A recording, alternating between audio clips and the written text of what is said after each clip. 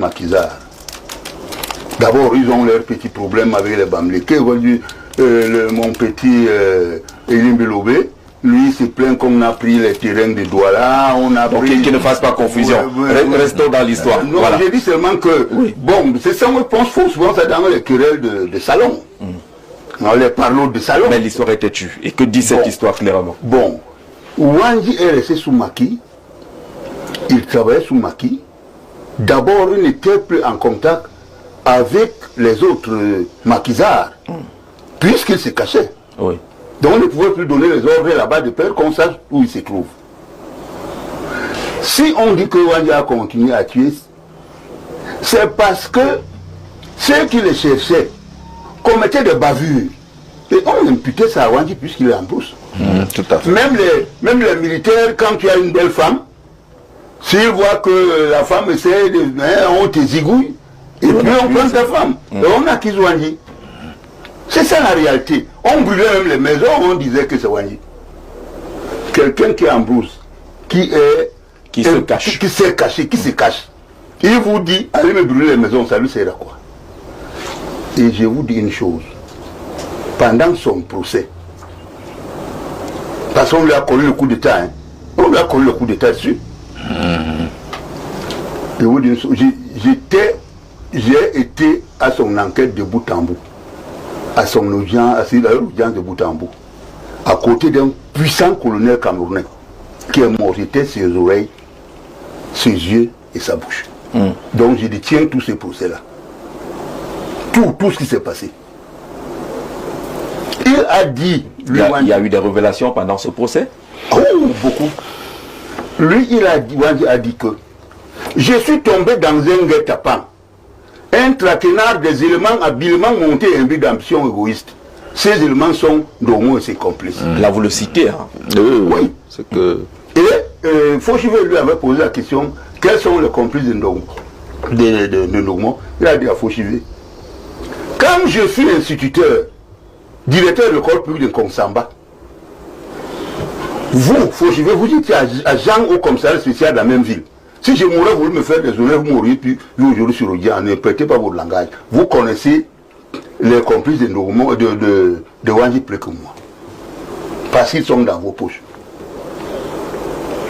Et je viens d'apprendre que votre coup d'État ici dans vos locaux. Tout le monde le sait. Hein. Même le président qui est au pouvoir. Donc, il collaboratif. Il était là. Tout à fait. En réalité, parce qu'on veut exécuter l'ordre de Focard, qui est à Libreville, attend qu'on tue Wanji pour rentrer et aller préparer la première visite de Pompidou au Cameroun. Tout à fait, c'était Pompidou. Et cette visite de Pompidou a pour but ouvrir le pétrole de Bakassi, exploiter le pétrole. Donc cette affaire est une affaire de pétrole. D'accord, saluons Lazare Nolga. C'est ça la vérité. Lazare Nolga. C'est ça l'histoire. D'accord, merci professeur. Vous êtes membre du comité directeur de l'Union des populations du Cameroun. Merci de nous retrouver sur le plateau. Vous n'aurez pas beaucoup de temps sur le sujet d'entrée, puisque le sujet phare c'est cette présidentielle qui est à venir. Mais on voulait rapidement passer par l'histoire, restituer les Camerounais par rapport à cette histoire d'Ernest Wanji. Je crois que vous êtes d'accord avec tous les récits qui sont faits ici. Très d'accord. Vous avez vécu cette histoire, vous avez rencontré des témoins de cette histoire? J'ai trouvé réellement mon papa vivant que je venais d'enterrer, ça ne fait pas encore 2 mois. Lui, il a vécu cela? Il a vécu, il était parmi ceux-là. Qu'est-ce qu'il dit de Ernest Wanji? Ernest Wanji, les accusations, je dis, mes années politiques ont tout dit, ce n'est que la confirmation. De nos jours, moi, je ne peux que bouleverser cette vapeur pour parler de l'instant là où nous-mêmes, nous nous habillons des habits coloniaux. Parce que réellement, quand tu tortures toi-même, attends-toi à cette injure. Nous sommes en train de nous injurier. À partir du moment où un parti historique comme l'UPC garde réellement en soi des ennemis facteurs de la représentativité coloniale, où en sommes-nous? De qui se moque-t-on? Apparemment, nous avons vécu des plaintes déposées par l'UPC. Et nous tous, nous connaissons les verdicts. Et aujourd'hui, ces délinquants politiques sont en train de continuer à basader l'UPC dans des NAS et remettre pour des intérêts égoïstes. Là, nous sommes déjà de plein pied dans le sujet sur la présidentielle. Oui, parce je suis en train de venir. La candidature de Jean Bec, forcément, on parlera de ces procès et parfois des textes qui viennent de l'administration territoriale. Merci de venir participer à cet échange. Mais ce qui se dit, Timothée, montre que le Cameroun a besoin de connaître son histoire. Et les Camerounais ont besoin de connaître l'histoire de ce pays. Jean-Jacques, vous me donnez la parole là, je suis un peu embarrassé au regard de la qualité des intervenants.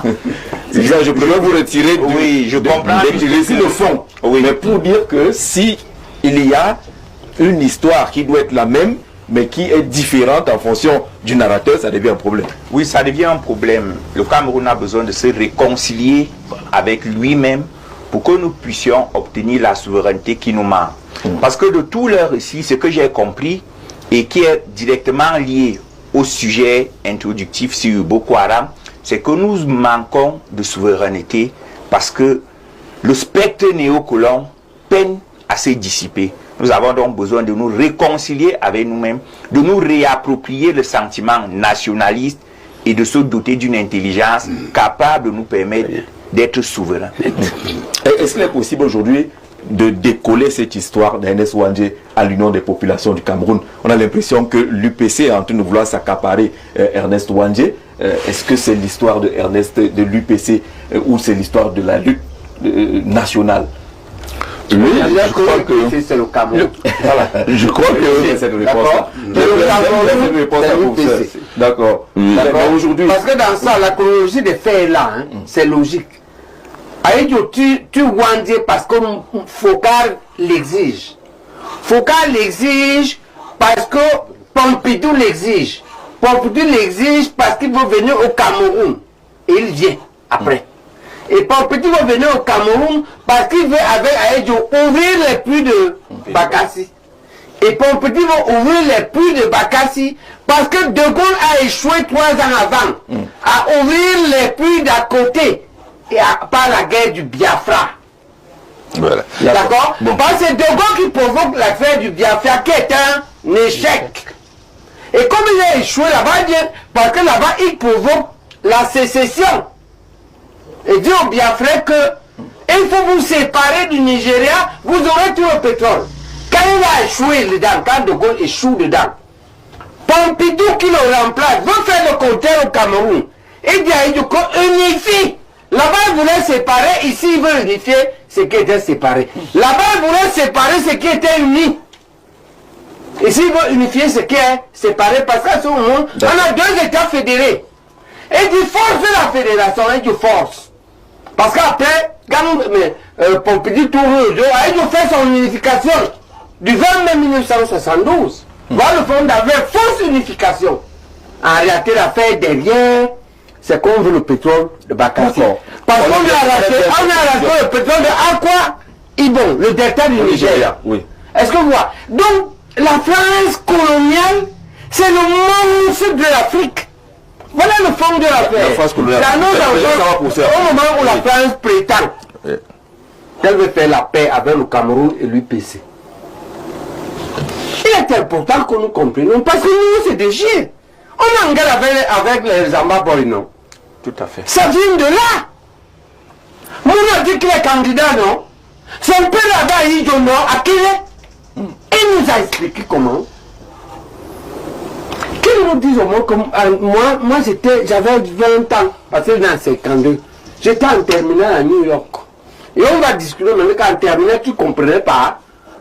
Parce qu'il vient dire là, dans vos montages du Cameroun, que le candidat de l'UPC. Donc le candidat de parti dont ton père a été complice à la fusillade publique à Bafoussam du leader. Pour ça, quand ton père est dans la fusillade public du roi. Non, pour poussager. Ne me votez pas, je meurs. Je meurs. Les opérations. D'accord. Est-ce que vous êtes accepter un gars pour ça? La question, non. Vous aurez le temps de parler de vous là, peut-être. On n'est pas encore à ce sujet-là.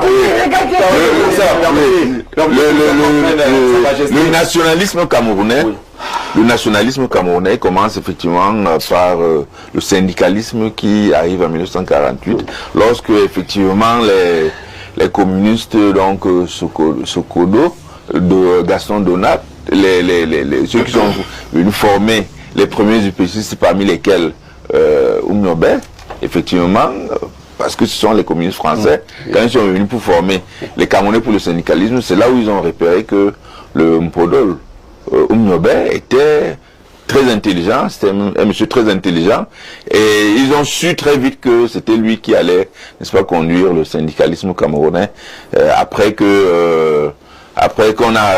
ils ont réorganisé, quand on a réorganisé, n'est-ce pas, l'UPC.